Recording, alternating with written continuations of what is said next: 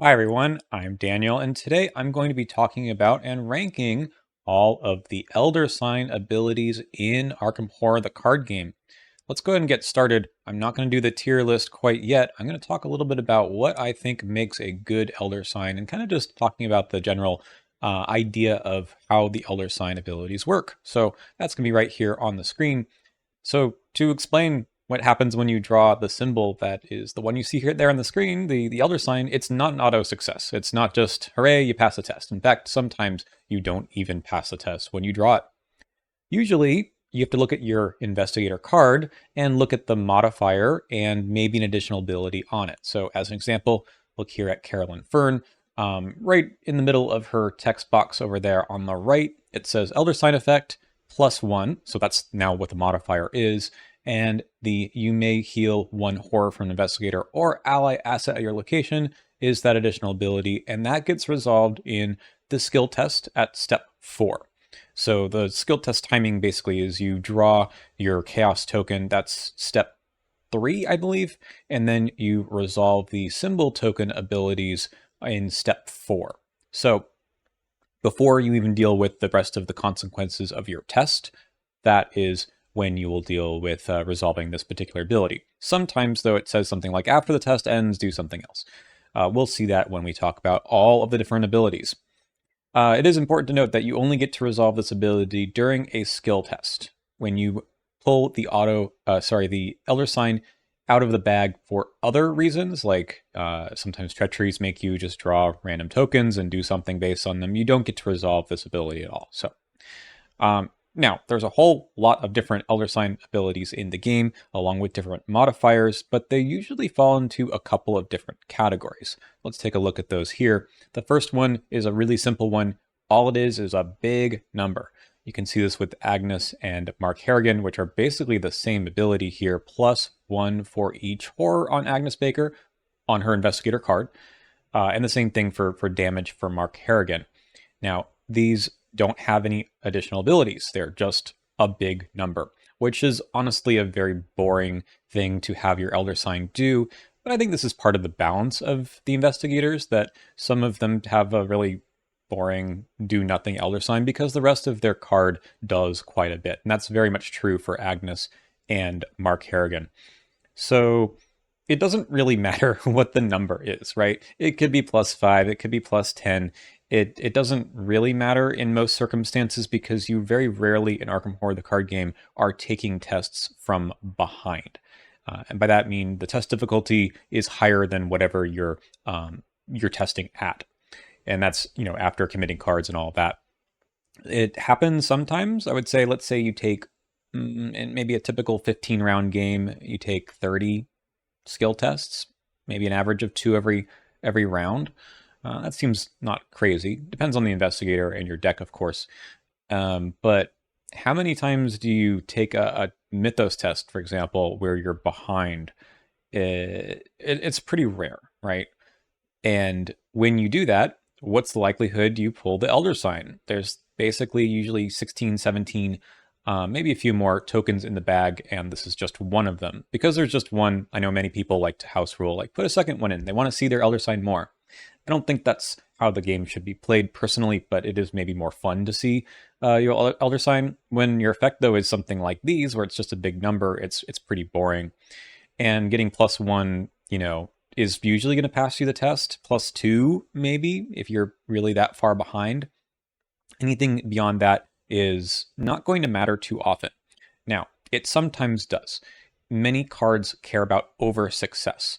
And things like Shotgun, which Mark Harrigan can take, does an equivalent amount of damage to how much you succeed by, a maximum number of 5, though. So you would really like to see the Elder Sign and pass by a lot. But usually if you're playing those cards, you have other ways of ensuring that you're going to succeed by a lot. Like you don't just take a Shotgun test and say, I hope I draw an Elder Sign and succeed by 5. You're trying to succeed by 5 if you're bothering to play the card with other abilities. So this usually doesn't matter. And when I rank all of these, this is going to go towards the bottom. Now, there's a couple exceptions, but we'll talk about those when we get to them. The next thing that usually happens is they give you just a auto success. And this time, now your elder sign is going to basically pass you the test no matter what. Auto succeeding in Arkham Horror the card game means the difficulty gets reduced to 0 of the test, and you succeed by whatever your skill value is, which is going to include the +1 here for Daniela, or the 0, as you can see, for Wendy. You'll notice, though, for a lot of these investigators that have something that's like you automatically succeed, there's a condition, right? So for Daniela, if you're attacked by an enemy this round, you automatically succeed. That's pretty unlikely, right? I know her shtick is about getting attacked, but you have to pull the token after you were already attacked this round. So it usually doesn't matter. These, I'd say, are the second most boring abilities for Investigator's Elder Signs, because you're usually just succeeding anyway. And succeeding by extra, which automatic success lets you do, is not usually consequential for these investigators. Again, some exceptions. Wendy's is even just a 0, right? Otherwise. So they're +1 or 0 in most circumstances, but if you happen to have the condition met, then you get basically an extra maybe 2 or 3. But it doesn't really matter. Let's get to the more juicy ones. Sometimes something happens. So there's a condition on these as well, or something that you might choose not to do. So for Zoe over here on the left, +1. If this skill test is successful during attack, that attack deals +1 damage. I'll talk more about her later, but notably, it's just +1 all the time, and the extra damage is contingent upon you taking a skill test during an attack. Yeah, you do that often with Zoe, but how often do you do this where the extra damage isn't already built into your game plan? In other words, if the enemy has 2 health and you're swinging with machete, you draw this, and now you've done 3 damage. Changing nothing. Changing nothing. The other version of this is something like Wilson Richards over here on the right, where his ability is just 0, but you may swap a tool asset in your play area with a tool asset in your hand with an equal or lower printed cost.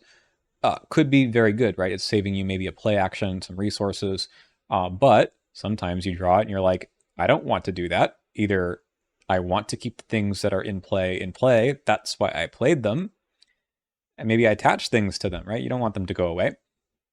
Or there's even just no tools in your hand at that moment.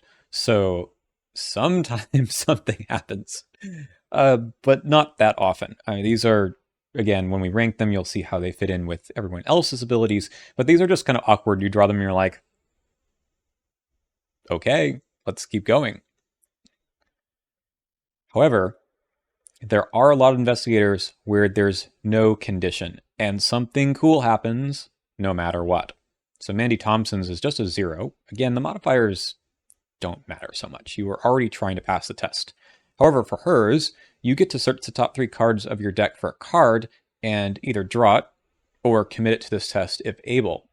So if you weren't already passing the test, or maybe you get an initial benefit from committing the card, you can commit it, or you just draw a card, which is really, really good. Now, Mandy's ability, of course, lets her maybe even search the top 6 or search for 2 cards, which is even better. So this Elder Sign ability, if you haven't already used your regular reaction ability, can be really juiced up. She's already a crazy investigator, so it's funny that she gets a really strong Elder Sign. Tony Morgan also doesn't need much help, but what does his do? He gets a +2, which is, again, doesn't matter too much, but in Rogue it can. And no matter what, you just get to place 1 bounty on bounty contracts, which gives you additional actions or resources, and resources really, for fighting. So it just happens, right? You draw the Elder Sign and you are going to profit no matter what. All right. For most investigators, as I've mentioned before, drawing the Elder Sign is kind of unlikely, and it's not really something you should be planning on or even thinking too much about. It just happens, or, it doesn't even do much, right? It's just a non-auto fail token, or it's just a modifier that doesn't cause you to fail the test by too much. But for other investigators, and this is where things get really fun, is it can be part of their game plan. And I do want to evaluate the elder signs along with the investigators themselves to say, okay, is this something that you can and really want to try to make happen more often than just the 1 out of 16 or 17 chance that everyone does? And you actually can, I don't want to say force, but you can fish for the elder sign a little bit with some player cards. So let's just look at a couple first before we dive into ranking all the elder signs. So these are not cards that are played often, the first two anyways.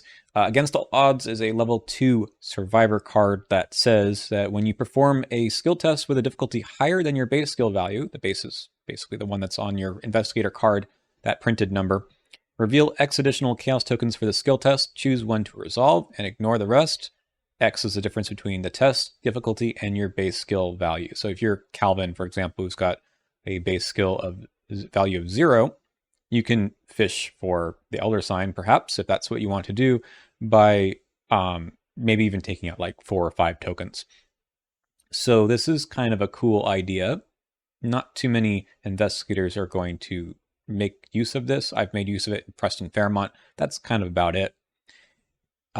Survivors, Guardians, and Mystics, the ones right here on your screen, are pretty good at finding good elder signs, and they tend to have investigators with good elder signs. So, you shouldn't forget about these cards too much.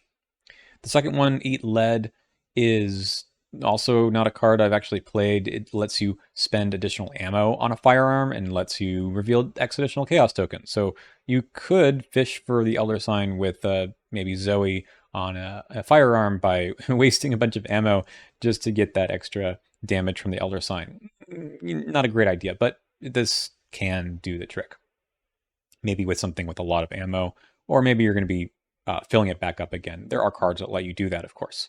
Ald McBride is probably the way to go. If you want to be fishing for elder signs in Mystic, you have Ald McBride, you have her upgraded version, and you have other cards that like Grotesque Statue that let you resolve 1 of 2 that you draw. But I think revealing 3 or 4 with Olive's upgrade really makes it possible for you to fish for tokens, and the elder sign in particular, which can be done. So that's something to keep in mind if you are one of the investigators with really strong elder signs, which we will get to. If you have access to Innsmouth or Feast of Hemlock Vale, there are some additional cards that convert Bless tokens into elder signs. Blessing of Isis over here on the left is the card if you want to go for elder sign fishing. Basically, you need to get 2 Bless tokens during 1 test. Doesn't have to be you, could be someone else at your location. You exhaust this, cancel the second Bless token, and it's an elder sign instead. This can happen a lot. It is a legit archetype that I recommend playing. The next 2 are new cards that I've not played with yet, but kind of work the same way.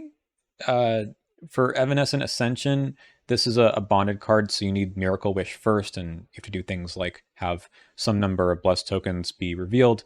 However, what this one does is lets you resolve someone's elder sign effect when they would fail a test.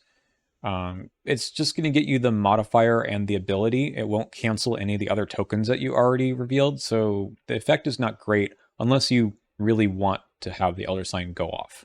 So it can do something, but it's not a way of passing a test that you would have otherwise completely failed with the auto fail, for example. Twilight Diadem, though, I think is a little better. It lets you cancel either I guess it's not canceling, but you treat the Bless token or Curse token as an elder sign. So that's really good, right? It's just basically extra elder signs in the bag. You have to spend offerings on this card, so you can't do it forever, but it is a nice way if you have someone who's running Bless and Curse in your team, then likely you'll be able to pull this off. This one's also bonded. You need the Broken Diadem first. Just some ideas. Last 2 things are some classics. So Eucatastrophe. This one lets you cancel an autofail token, or basically anything else that would reduce your skill value to 0, and turn it into an elder sign token instead. Fantastic card. 3 experience, 2 resources. It's not cheap, but you just hold on to this until you draw an auto fail, and suddenly you basically pass the test for sure. If you have a really good Elder Sign, which a lot of people who have access to this card do, it's a huge swing. Instead of failing the test, you then do all kinds of cool, crazy things. The last one is a similar thing. Instead of it being reactive, it's proactive. 5 XP is a lot for this card, but you don't have to pay any resources for it. You just say, this is an Elder Sign. When I take a test, you don't even need to reveal chaos tokens. You just do it. Happens only once, though. Remove it from the game. Eucatastrophe, also the taboo version, removes itself from the game as well, which is pretty fair. This card is a little nuts. So those are some things you can add into your deck if you are interested in drawing more Elder Signs than usual. So who would want to do that? That essentially is the question. Let's go ahead and go over to our tier list and talk through all of the different investigators' abilities. And let's start with Roland Banks. So his ability, I'm going to try to read these out, is just +1 for each clue on your location. This is pretty awful. It's number big, like I said before, but sometimes it's not even that. If you're playing in 1 or 2 players, you often aren't going to have clues on locations anymore because there weren't that many to begin with and you already got them. Sometimes there are clues there. Certainly Roland wants to have clues there. He wants to defeat enemies and get clues, so that's, part of his design, but it's kind of a whiff here, right? It's often going to be nothing or just +1, and that's not as good as some of the other ones that can get you like +4 or 5. It's not particularly good. I don't know if I'm going to be ranking these all, but we're going to put him down at the bottom. Ranking, I mean, within the tiers. It's just not going to do much, ever. Let's just keep going and see, because we're looking at every investigator. Daisy's is a 0, which might fail her the test. If she succeeds, though, draw 1 card for each tome you control. So you're not often going to fail tests that you draw an Elder Sign on. It's true that you might.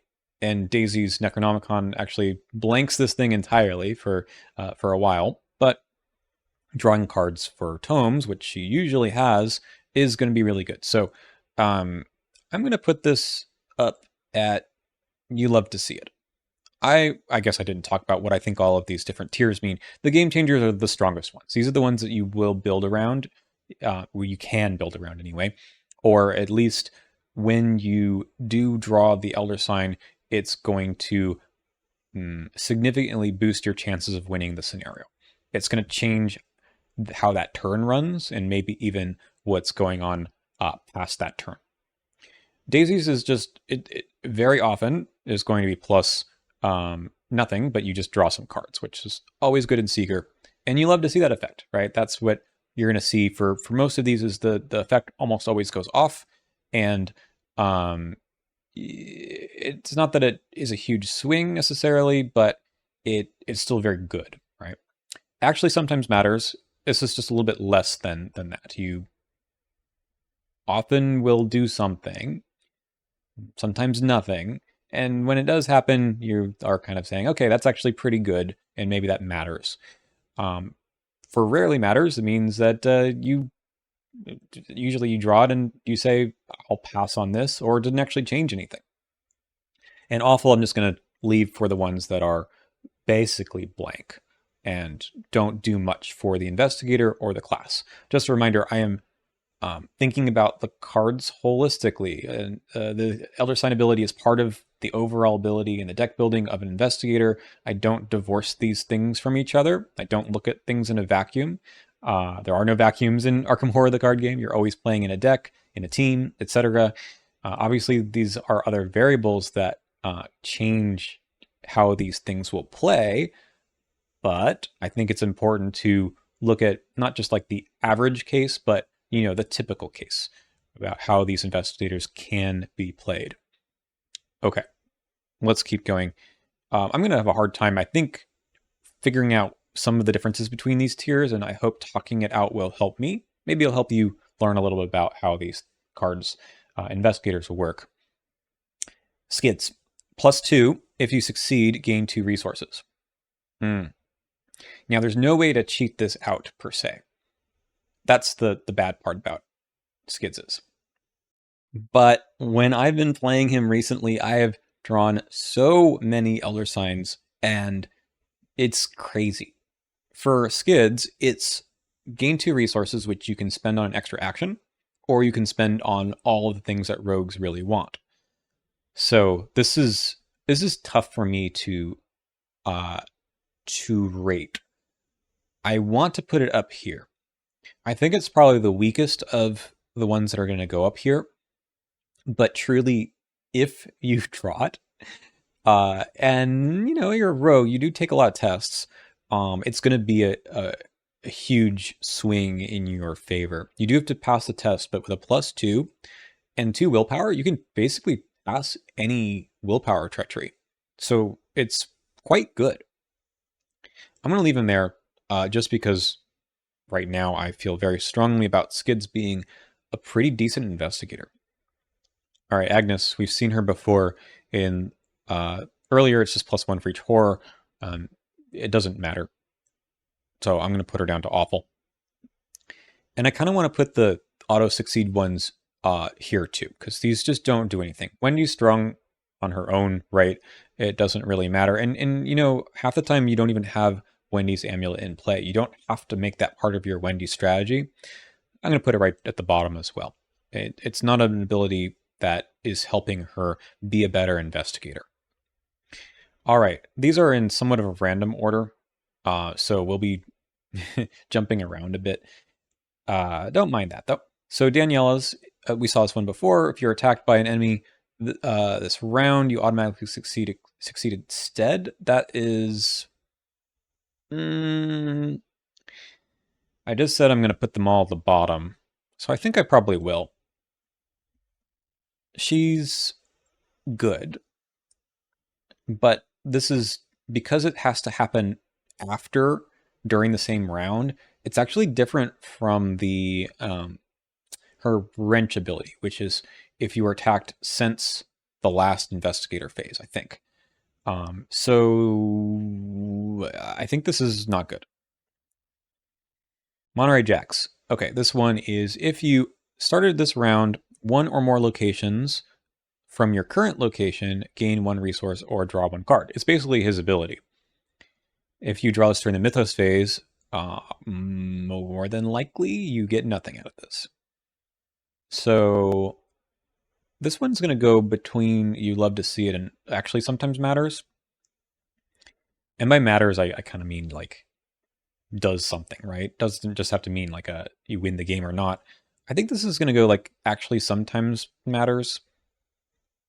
Because it also, if you take this on like the first action of your turn, it also does nothing. You're really aiming with Monterey Jack to get somewhere else at the end of your turn, not necessarily in the middle of it. So we're going to put it right there in the middle. I may like re-rank and rewrite all of these. We'll see. Lily Chen, +2, that's nice. After this test ends, flip a broken discipline you control to its unbroken side. What if you don't have any broken ones? This one's going to go to Rarely Matters. It is really nice to flip them back over, and sometimes you get stuck with like 2 or 3 that are flipped over, and it's hard to get them back. So it's not bad, but I'm going to put it down here towards the bottom. Bob Jenkins, +1 for each item asset you control. This one sounds like a number big, but it's not. It is number big in the rogue class. Bob Jenkins has level 0 survivor, but 1 to 5 rogue. And that is where over succeeding means a lot. And unbounded over succeeding means a lot too. You have 5 items in play, +5 is way better than +1. So, okay. I'm going to be an apologist for this ability here. I'm going to put it in actually sometimes matters. Because if you are playing that archetype, which you aren't always, but if you're playing with any of the rogue weapons, a lot of rogue investigation, a lot of the other events or skills care about succeeding by a bunch, it's not always possible to, guarantee that you're going to succeed by 4. So, all right, I'm going to be a little less of an apologist. Let's put it down to rarely matters, but it does. It's better than the Roland Agnes type. Okay. Lucky cigarette case, for example, right? That lets you view a lot more cards than you would otherwise. We'll put it to rarely matters. I'll be a little more fair, I think. Amanda. This one is a 0. For this test, I can't read it, so small. Something, you can double the number of skill icons of the cards underneath her. That's basically blank. I'll put it to rarely matters because it might do something one day. I'm not going to do that. I think it's awful. I think that this does absolutely nothing. You're not trying to over-succeed in Amanda. Maybe you've got a deduction 2 or vicious blow 2, but it doesn't actually matter. You're already probably succeeding by a bunch. Father Mateo. All right. Yeah, the order here is just wild, right? Okay. His ability is the Elder Sign. it really is. So his ability beyond this, the Elder Sign effect, lets you cancel an auto fail and treat it as an Elder Sign once per game. If you use it on yourself, well, even better. You automatically succeed the test, which is, we already said, is bad. But then you also either get an action, if it's your turn, or you draw a card and gain a resource, which could be better than an action in some circumstances. But that's not really the whole story. Father Mateo has blessed access. He has Blessing of Isis. He has Eucatastrophe. He is trying to fish for the Elder Sign as much as possible, even for tests that he is otherwise not going to pass. Which isn't always going to happen, but getting the extra action, this isn't even limit once per round. It's every time you draw. So you can do some crazy things here. It's not easy, and I wish that he had a little bit more support to do this. I understand that you can't go crazy with this, otherwise he becomes a little overpowered, but he has some nice tools now. The Bless stuff for sure. I think the Hemlock Mask, the Twilight Diadem, is something he can play with. But getting that Elder Sign effect is really cool. It's too bad he doesn't have Blessed 5 to get Miracle Wish, because he would actually do that very well. Okay. Right up at the top. I mean, he's better than Skids in this case, so I'm gonna put it kind of like that for now. I might go through and rank the other ones, but for sure the top list, I think. Zoe. We talked about Zoe. So yeah, I'll mention it again. If you're fighting an enemy, most enemies have 2 or 3 health. You are going to attempt to attack to get rid of enemies. Doing 3 damage to a 2 health enemy does nothing. Doing 4 damage to a 3 health enemy also does nothing. It matters if you are fighting a boss. That is cool. It may save you some actions down the line because you did some extra damage that you weren't planning on earlier. You also, I'm going to put her right in the middle here. You also can try to force this. If you have Blessing of Isis, she has access to a lot of the cool Elder Sign fishing stuff like All McBride. She does very well with Blessed tokens in general, so actually sometimes matters. You can build a Zoe that tries to fish for Elder Signs. I've done it, it works. But most of the time, it's not going to do anything for you. I'm going to be fair and put her in the middle. Rex +2, you may choose instead to automatically fail the skill test to draw 3 cards. Rarely matters. You can do this to get rid of his curse.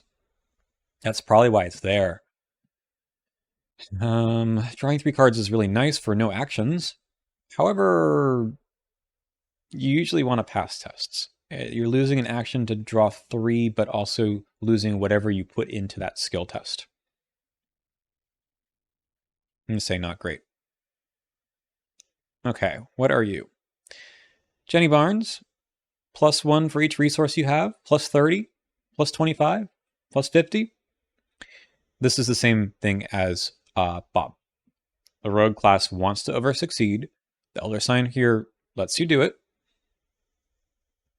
It's still not, gonna do much most of the time, but so it's not as fun as some of these other ones. And there's a little bit of a blurred line, I think, in between, the yellow and green here, because I don't know. I really want to put Jenny and Bob in this actually sometimes matters tier, but I'm not going to. I think I would get a lot of pushback from that. All right, Jim. They really didn't want to make Elder Signs that exciting at the beginning of the game, did they? Treat the modifier on skull tokens you reveal as a 0. Anytime you reveal an Elder Sign token, you may choose instead to treat it as a skull. Otherwise, it's +1. Okay, this means that Jim has 3 skulls in the back, and 4 in some campaigns. If you want to draw skulls, this is good. And I'm not rating the ability here. Obviously, the ability on the Elder Sign treated as an Elder Sign is garbage. But that's not really what the ability is, right? The ability is this is a skull. And it can matter. I've seen, I've treated Elder Signs as skulls many times just to get effects like Sixth Sense, Song of the Dead, use it for was it Dark Prophecy, I think, is the one that lets you draw 5 tokens and you need to pick a symbol token, but not an Elder Sign. I'll stick it down here. It's not awful. It actually does something. And again, I'm not rating it on the +1. That's totally irrelevant. Ashcan Pete, +2. Ready Duke.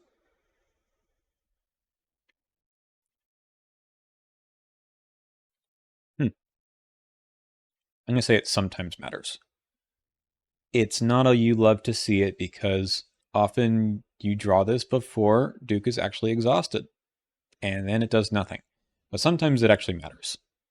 And then it can be quite good, but sometimes you don't need to use Duke again. So, that's the way that one kind of works. Mark Harrigan, big number. Min, +1. You may choose a skill card committed to this skill test to return it to its owner's hand when this test ends. We're going to go with actually sometimes matters. This one is interesting because you can commit things that are not skills, and then you don't get them back. Or you draw the Elder Sign and you didn't commit anything. I know. You're Min. You should be committing every single turn. I'm sorry, that does not happen. Sometimes you just take a test. Anyway, Safina. So she's got cards underneath her card, and those are events that you put there at the beginning of the game. This is a +3. You may choose an event beneath this card and draw it, saving you the action essentially to draw it with the ability on her card. I'm going to speak from ignorance here. I don't understand Safina. You kind of want the cards underneath her card so you can play them with Painted World. You don't really want to pull them out. Pulling them out also makes her weakness, which is already horrible, fire off even more, and then you start taking unnecessary damage and horror. So this is one of those where you're like, do I do this? Do I pull a card out? Yeah, it's a free action to draw a card. Once all of your Painted Worlds are gone, I suppose you can start pulling them out, but I don't know about this one. I'm going to say rarely matters because I can see how it's not just totally blank, but I don't know how to play that correctly. Akachi, you love to see it. Add 1 charge to an asset which uses charges that you control. Supposedly, you've got a lot of these, and an extra shriveling charge, an extra decorated skull charge. There's so many things you could be putting this on that makes a big difference. And the better your cards are, so later into the campaign, this scales even harder. I think this is great. William York, +2. If this test is successful, return one card from your discard pile to your hand. Well, this is interesting, right? Because you already can play things from your discard pile. You can play assets, right? You can't play events, you can't play skills, but you usually can pull those out with cards like Resourceful. However, getting to do this for free to get things like Vicious Blow, level 2 especially, getting your signature if you happen to short supply in your discard pile. These are things that are just really strong. And he's also in a class where he can kind of make this happen more often than not with Eucatastrophe. So he's up there at the top in terms of strongest Elder Signs that really can do things that you were not planning on doing. That's kind of where I draw this line, right? You didn't know what your way out of your mess was. You drew the Elder Sign, and now you're like, now I have some options. Lillihaze. +2, you may switch roles. Yeah, like I said, usually you have a plan of what you're doing with Lola, and just randomly in the middle of your skill test, you can switch a role. Like sometimes the stars will line up, but usually not, right? You were in the class you were in for a reason because you had a plan. Maybe this speeds things up, but probably not. We're going to go with Rarely Matters. Leo Anderson. Search the top 3 cards of your deck for an ally asset and draw it. +2, nice. You're going to whiff on this. We're going to put it into... I mean, you may be drawing a card, which is cool. I think it's okay and Rarely Matters. I mean, these sounds like I'm low on all of these, but I'm not. I think these are all good Elder Signs. Awful, like the difference between the green and the blue here compared to these is really different. I mean, this does whiff often, but when you get it, it's still just like, I drew a card, I guess that's fine. Very different than searching for any card or just drawing cards to add to your hand no matter what. Ursula, after this test ends, you may move to a connecting location. So you want to move as Ursula. Again, it's like, does this change your plan? Sometimes it speeds things up. I'm going to say this actually sometimes matters. All right. I do realize that you can't see things that are beyond like right here. So we're going to start moving things over to the left. Finn, +1 for each exhausted enemy in play. If you succeed by 2 or more, you may discover 1 clue at your location. Ooh, holy cow. The +1 doesn't actually matter, right? It's the succeed by 2, discover a clue. That's really good, right? It's easier to succeed by 2 if you have a, +2 or something from this, but you're rogue. You are probably trying to do this anyways. This, again, I'm going to draw the line here between these things almost always fire and these don't. So let's put Finn in actually sometimes matters and is really quite good. Calvin. 0. You may either heal 1 damage or horror or take 1 direct damage or direct horror. This is a funny one because I remember I said this happens in the middle of the skill test. So you can deal yourself 1 direct damage or horror, and it's kind of a pseudo lucky because that way you can pass the test. You're getting +1 to those stats. That allows you to change that number before you get to the point of the skill test where you are calculating what your skill value is. Conversely, if you want to fail a test, you could heal yourself instead and make sure you fail. Yeah, you can do that.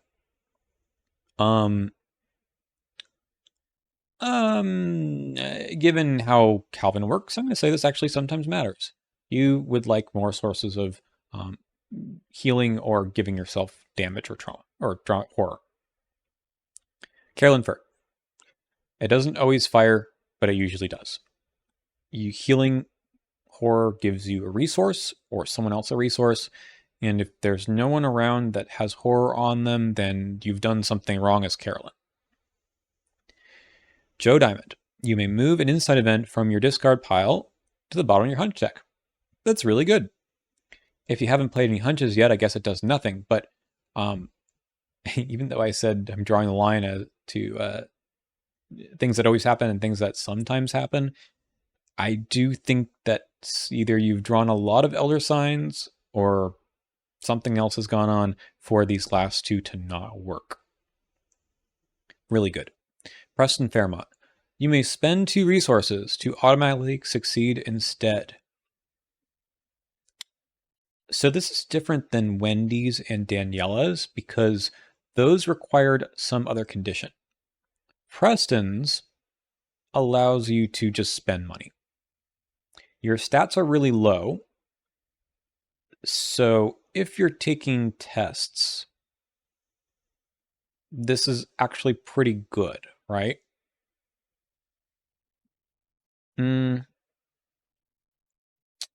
But not really, right? We're going to put it in rarely matters. It's better than the other ones, but it is not doing much for you otherwise, right? Usually you're either passing. Yeah, you're in row. You can do automatically succeeding is better than not. I'm still going to leave him there. Rita Young. We are 30 out of 71. That's why I'm trying to make some of these discussions brief. I'm playing Rita Young right now. And on scenario 1, or scenario 2, scenario 1, I actually drew her Elder Sign and it mattered. But I also have seen a lot of Rita Young, and I know that it rarely matters. +2 until the end of the round. Ignore the limit on her above ability. Her above ability is after you evade an enemy, you either can deal damage or you get a free move. And I used it to move twice, which I guess was just one free move. It's not great. We're going to put it into rarely matters. You can, it might matter, right? But usually you draw and you're like, I don't have 2 enemies to evade or something else. Diana Stanley. +2, you may choose a card beneath Diana Stanley and add it to your hand. That's actually quite good. She wants to reuse her cancels. So those are cards that are underneath her. We're going to put this, honestly, I think it goes into you love to see it. The +1 willpower that you lose is not that big of a deal. You're getting the +2, so that should circumvent that problem, and then you play your cancel again. I think that's actually quite strong for an investigator that I don't know how to play very well. Marie. Marie likes to have Doom on cards. +1, you may add 1 Doom or remove 1 Doom from a card you control. We're going to put this in actually sometimes matters, mostly because you usually have a plan for your Doom, and adding is probably just going to add something that you didn't need already. Removing is maybe better, but I know it lets you add. I think it's because of the Baron, her weakness. You can get rid of it more quickly. We're going to put it into actually sometimes matters. I don't think it whiffs all that often. Norman Withers. Okay, so he's got the top card of his deck always revealed, and you can play that card. Your Eldritch Sign effect is you may swap the top card of your deck with a card in your hand, and then your modifier for Eldritch Sign is the resource cost of the top card. So, this is neat. I don't know if it matters that often. You're like sitting looking at the cards and say, I don't know if this one's actually better than the one that I could put on my hand. Kind of also depends on if you're playing with the Astronomical Atlas. Sometimes you want to leave skill cards there, for example, or his special card, which I think also has that issue. I'm going to put this into rarely matters. It's not bad. Tommy. You may move up to 2 damage and or horror from Tommy to an asset you control or vice versa.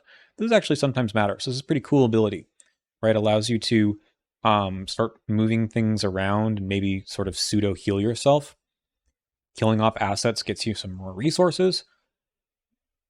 Not bad. Mandy. Love to see it. Really good. We talked about her before, but this is just either draw 1 or 2 and it's filtered draw, so fantastic, right?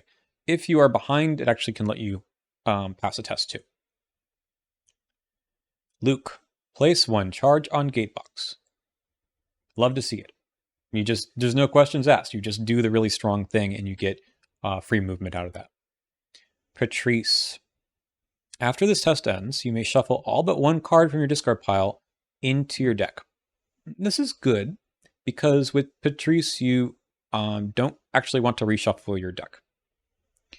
You would like to basically go through your deck, but also you want to leave things in your discard pile. So it's also kind of bad for that reason. You might be wanting to play things out of your discard pile. The 1 card you leave is usually your weakness. I'm going to say that this rarely matters.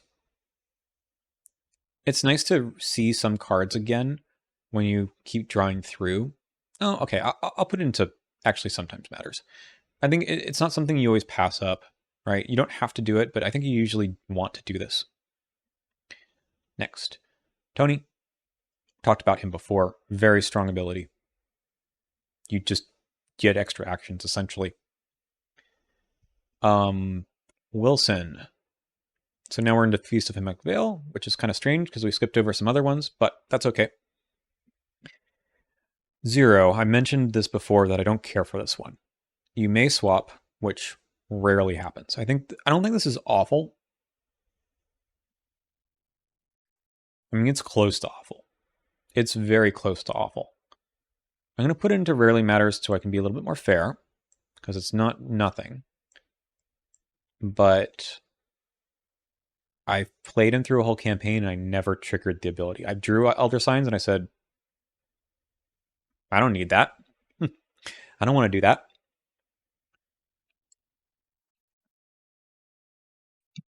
Let's keep it going. Kate. You may move 1 clue from an asset you control back to Kate Winthrop. That is a free +2 somewhere down the line. I think that is you love to see it. Alessandra. +2. If you succeed, choose a non-elite enemy at your location or at a revealed connecting location, automatically evade that enemy. So obviously there might not be any, but you're playing Alessandra. You want enemies out. Automatically evade. Sometimes you actually want to drag them with you, so that's not that helpful. I'm going to put this... I've not actually played that much of her, so I don't know enough, but I'm going to say that this is middle of the road. I think that it's good, but I don't think it's the automatic burst of speed that you get from all those other investigators in the tier above. That's my personal opinion on that. I have played Kaku. A +2 effect actually lets you pass some agility treacheries, and then you just add, not even if you succeed, add 1 Bless and Cursed token to the Chaos bag. I have a hard time with this one and Sister Mary's, which will be coming up, because it's hard to know if this matters. The Elder Sign effect is just letting you do something you already were trying to do. So I guess it just gets more things in the bag. That's nice, but the impact is really hard to quantify. I'm gonna... It's just not strong enough for me to want to try to cheese out, say, Blessing of Isis in him. It's just adding more tokens to the bag. Let's put it in the middle. Oh no, Hank. Hank has 3 Elder Sign abilities. His non-resolute version is here. And it is literally +1. It's worse than Jim. Jim actually has something else to do with that token. Hank, awful. His resolute versions, which I hope are coming up. Yeah. Where are you, resolute version? Here you go. Is actually kind of worse sometimes. +1, move 1 horror from Hank to an asset you control. If you have Jessica Hyde in play and no other assets, goodbye Jessica Hyde. You have to move 1 horror from Hank to her and she gets defeated. So yeah, this is Nice if you're playing with lots of soak, and of course you should be, but what happens if you drop before you put those cards down? What happens if you already defeated the other cards? I don't know. That's not... the fact that it's not optional makes this pretty bad. I'm not going to like make another tier for him, but this is the one truly harmful one. Sometimes daisies or Harveys can be harmful if you're drawing cards and you don't want to, but this is like danger. This can be bad. Okay. We have a few parallel investigators to throw in here. Why not? Monterey Jack, parallel, +1, gain 1 resource for each charm asset and each relic asset you control. That's your shtick. You should be having at least 2 or 3 of these, which makes you basically skids. Maybe even better. If I put skids at the top, I mean, Monterey Jack can't spend his resources on as much. I mean, that's... I don't know. I mean, certainly you can spend resources on like a clue with Lola Santiago or something. Skids has a built-in spend resources for an action, which is really, really good. Like I'm tempted to put this guy at the top as well because the resource... I love resources. Resources let you play the game. Hey, it's my tier list. That's where he's going. Rex Murphy. +2 for each curse token revealed during this test. Draw 1 card for each curse token revealed during this test. I haven't played with him. It seems really good. You're trying to draw curses? No, not necessarily. I don't know where this one goes. I would put this in NA if I had a tier for it. I'm going to put it in like actually sometimes matters. Drawing a couple cards is good, but it's not unconditional like pretty much all of these are. All right, 48 out of 71 somehow. Sister Mary. I told you I had a problem with this one. If you succeed, add 1 bless token to the chaos bag. Presumably, this is what you want to be doing, and it's free, so that's nice. It's not completely unconditional. Man, do I put Kohaku back up into You Love to See It? It's just really hard to quantify like what this actually does.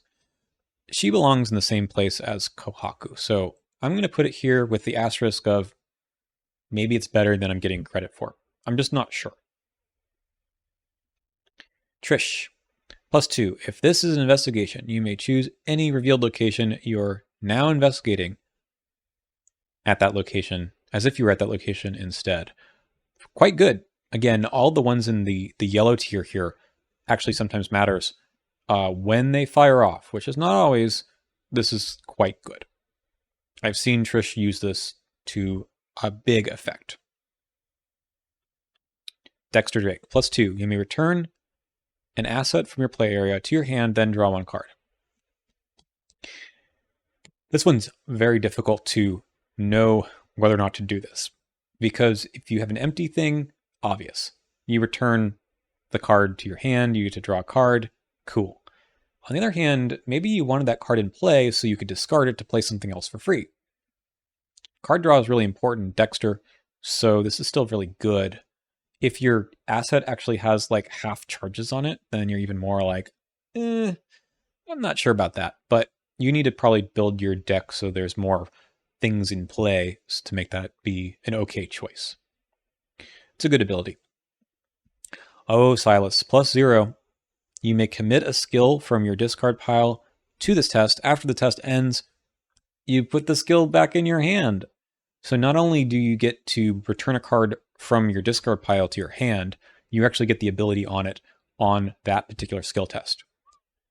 That's fantastic. This is probably the best one in the game. Probably. Again, you are basically double dipping on returning a card. Now, you need to have some good cards in there. The thing is, skills, which you want to have like 20 of in Silas anyway, skills usually have a more of an effect than just, unexpected courage or something. You need something more than that. A quick thinking in your discard pile probably gives you an additional action. You also can force this with the Survivor card pool. Catastrophe is just kind of bonkers. You can get some really good skills back. I think it's the best one. I think it's not even that much of a question. Scoot this down a little bit. Okay. Next we have Parallel Ashcampede. +1, choose I can't read, a card attached to a scenario card. You may return that to your hand. Okay, so if you have a card like Breach the Door or Map the Area, you can get it back. And that sometimes matters. Is it part of your game plan? I don't think so. Does it rarely matters?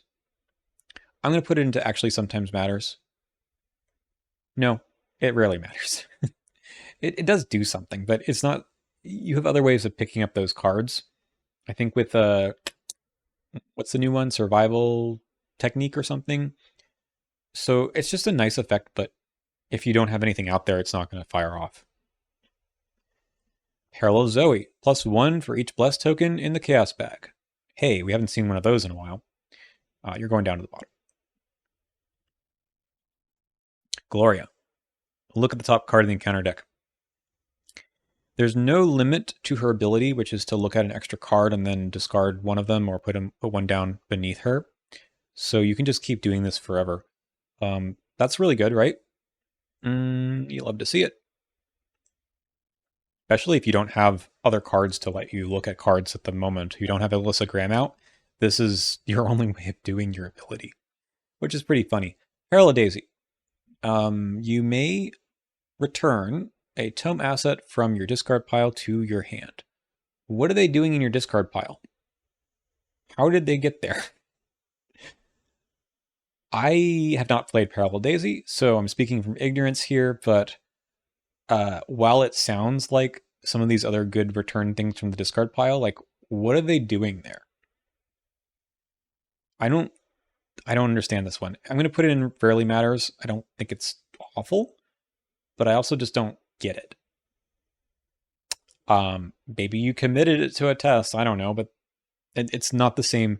It's not the same thing as these other ones that are clearly trying to do recursion. Her kit does not otherwise do recursion. Parallel Skids. This one just lets you choose a level 2 or less card from your discard pile. You get it back. Much better, right? They sound superficially the same, but they're not. This one is definitely up at the top as well. Let me provisionally order these because this is probably our set. I think it's something like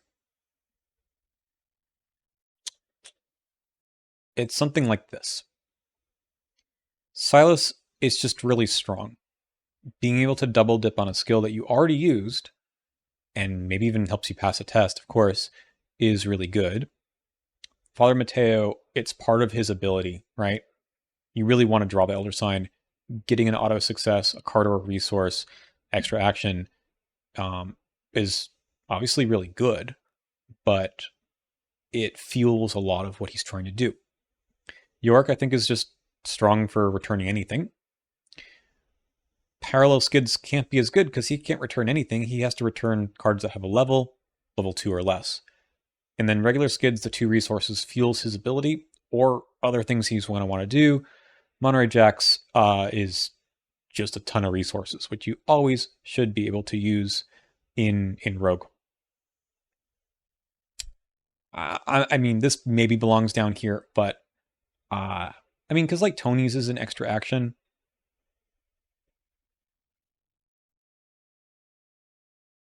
He's probably at the top of the you love to see it.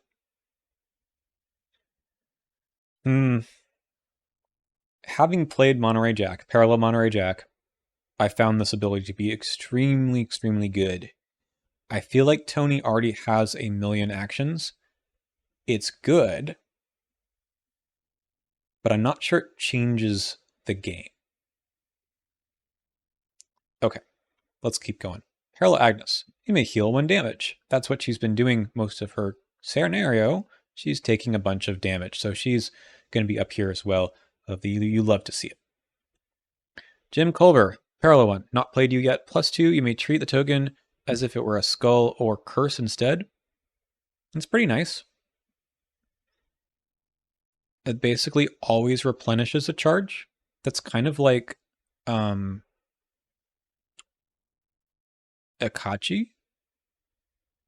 Yeah, I don't think I can rate that any different than Akachi. Perla Roland. Choose a directive. +2. You may ignore its regulation ability this round. Okay, so this is super dependent on your directives. So your directives are these other cards that tell you you can do something cool, but there's a drawback. So it's like +3 sanity, but you can only move twice. There's other ones. I don't remember them all off the top of my head. The negatives are usually like you can't fight as many times, you can't play as many cards. This rarely matters, right? I don't think you're going to be like, oh, now I can play the game in a totally different way. But I guess it's okay. +2 is not bad. Parallel Wendy. Search the +2. Search the Chaos Bag for up to 2 Bless and or Curse and reveal them, ignoring their effects. Okay. Their effects are to draw more tokens, and you get a +2 or -2. What this is doing is it's saying you get to use those Curse or Bless tokens for the purposes of revealing Bless or Curse. Things like Eye of Chaos, right? You get an extra clue or something without the drawback of having to get the negative modifier. That's really nice. You also can use it for her ability, which lets you seal Bless or Curse tokens that were revealed during the test. So these would count. I honestly don't know. So that ability you could only use during evading a non-elite enemy, or if you're doing an Eye of Chaos test. I don't honestly know if this is that good. You have to be taking those actions. Now, you're probably going to take those actions more often than not, but otherwise, I don't think this does much. Is there anything else that you care about that says if you revealed multiple... I guess you could take Blessing of Isis. No, that's stupid, right? Then you're just... you're revealing 2 Bless tokens in order to get another Elder Sign. That doesn't make any sense. I don't think this matters. Nathaniel Cho, we're down to the last 10. What a strong Elder Sign. +1 if the skill test is successful during an attack, which is most of what he does. Return an event, which is fueling his ability from the discard pile to his hand. This is very, very strong. The problem with it is you don't actually get to do this all the time. It's most of the time. And when it happens, wow. It's almost worth building a Bless Nathaniel Cho deck to get Blessing of Isis. Actually sometimes matters, or you love to see it. It's very strong, and I do understand that it's better than Zoe's. Where did I put Zoe? I put her here.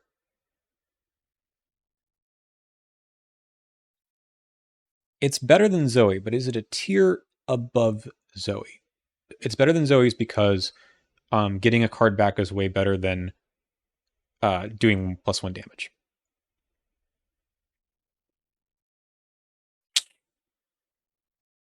Turn in an event. Man, that is a tough one. I'm going to be nice to Nathaniel, and I'm going to put him at the top. Harvey, draw 1 card. Congratulations, you love to see it. It's never bad. It could be plus draw 2 cards if you are doing it during the investigation phase. Winifred. I'm playing Winifred right now, and I have drawn... I mean, this is a dumb deck that has very few skills. However, her ability, after this test ends, for every 2 points you succeeded by, return a card you committed to this test to your hand. It doesn't have to be skills. It can be anything. And you should be committing cards all the time. But I think I've drawn the Elder Sign 6 times. None of those times have been on on a test where I committed cards.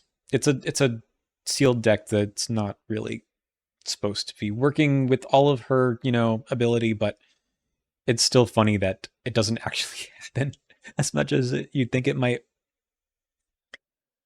Well, my negative impression wants to go here. You can even return cards that are events to your hand, right? And then you get to actually play them as events. It's pretty sick. It's like, where does this compare with Nathaniel Cho? You should be committing cards. I'm just having a crappy experience, but I think I'm not going to do it. I'm going to put it here because you also have to succeed by 2, which doesn't always happen either. And I really want to draw the line. Even though I put Daniel Cho up here, his ability is just so strong. Well, is this any different? Returning a card you committed versus getting one from the discard pile? Oh, that's tough. Okay, Winifred, good job. You made it up 1 tier. Jacqueline, +1. No. If this effect is canceled or ignored, draw 1 card. Okay, so this is quite good. The problem with it, of course, is it's worded strangely. How do you have an effect if you cancel it? Never mind. We know what it actually does. So if you are using her ability, which is to draw 2 additional chaos tokens, and then you pick 1 to resolve, you ignore the Elder Sign, and that lets you draw a card.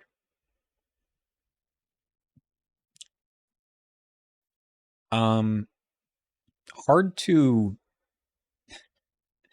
so I'm going to put this in actually sometimes matters.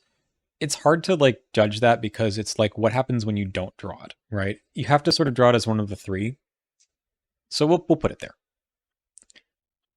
Stella, after you fail a skill test, you may take an additional action. Yay, we love Stella. Her effect is draw the Elder Sign but fail. So it gives you an action, the action back probably, and you heal 1 damage and 1 horror. That's pretty good. I don't think you do this all the time because she's got 8/8. She doesn't need to heal that much. You actually probably do this to get the action more than the heal, I think. Let's go to the next one. Carson.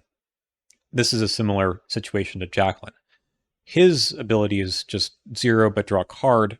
The best part about him is that if anyone has a location, which is usually how you play Carson, you're around other people, they draw 1, you get to resolve the effect by drawing a card yourself. The more players, the better. So I'm going to rate it on the fact that it's someone else drawing it. So you love to see this happen. Very good. I think you can do a Bless Carson as well. Vincent, you may heal 1 damage. This is basically the same as Carolyn. It's a little worse than Carolyn's because her ability is unbounded. As many times as you draw the Elder Sign, you can get resources. For Vincent, you add an On the Mend skill, but you only get 1 of them into each player's hand. So you can do this, right? But if you run out of On the Mends to give out to people, then you don't get to do this. It's a good way to get rid of his weakness, but honestly, there's very few ways to heal allies. Kaimani. If there is an exhausted enemy at your location, you automatically succeed instead. This is in the bottom.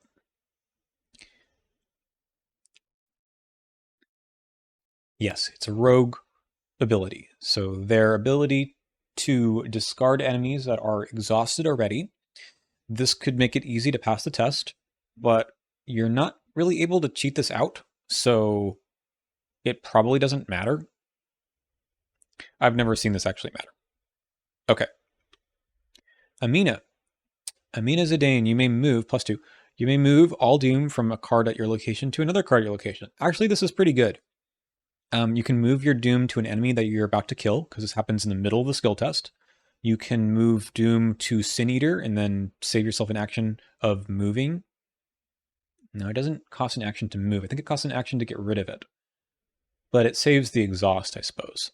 I mean, this is pretty good. We're going to put it in actually sometimes matters. Daryl, place one evidence on an asset you control. This sounds just like a lot of things we've already seen, like Tony's and Luke's. It's going to go right there. And then for our last one, if you've been paying close attention, it's going to be Charlie Kane.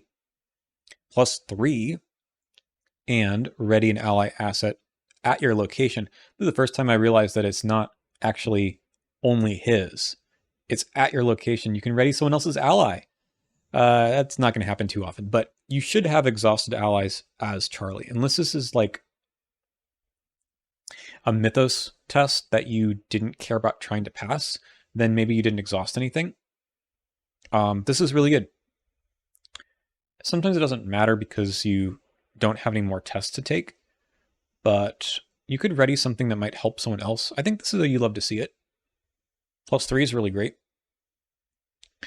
And there we go. We have a full tier list now. Looking back at the top, we have 1, 2, 3, 4, 5, 6 in our game changers. I'm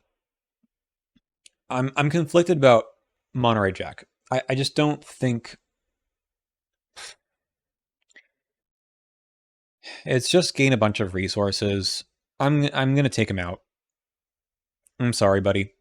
I love your ability. It's really good. You can get tons of resources, and it's sometimes can be better than Skids in that manner, but Skids can use the ability, I think, better. But there's not much daylight between the two, and, you know, if I were eating a cookie right now, maybe I would actually put Monterey Jack back at the top. But the other ones, especially the top 3, are incredible. And I know this is like not a controversial opinion about those investigators. I do think that all of the ones in You Love to See It, you can plan around at least some of those their investigator elder sign abilities. Like Carson, you could do Bless. Who else could do something? Carolyn maybe as an interesting Blessing of Isis build. They have just really strong abilities that, you know, you can make use of. And so do the ones in yellow. Actually, sometimes matters can be quite good. You just can't count on it. I think you're just happy to see it. Again, I didn't rank them within these tiers. I'm not going to because our video is already an hour and something. The ones down here rarely matters. Again, they do something. I'm sympathetic to, you know, Bob and Jenny and to Jim. In fact, I'm not going to do it, but these guys certainly would go at the top of this particular tier list. And then thankfully we don't actually have, I'm surprised I didn't think about this beforehand, we actually don't have that many in our awful tier list where it's just +1 or an automatically succeed, which never does anything. So that's actually quite, I'm pleasantly surprised about this. We want to make sure that investigators are fun to play. Elder signs, as I said at the beginning, are a bit of a balancing mechanism. You don't want them all to have equally strong elder sign abilities, but I'm glad to see that not all of them have, not that many of them have garbage ones. Well, that's it for me today. Thank you for watching. Let me know in the comments about what you think could be different about your own tier list with the strong elder sign abilities, and also what are some like cool moments you've had when drawing an elder sign. I've had really cool moments with basically everyone in this list except for the awful tier. They can matter, but I do feel like the ones here at the top, you feel a little bit better about drawing them, especially more consistently. Before I go, let's just go ahead and make sure you can see everything on the tier list. I forgot to hide the Charlie Kane image, but you should be able to see everything now. And that's it for me. I'll see you next time.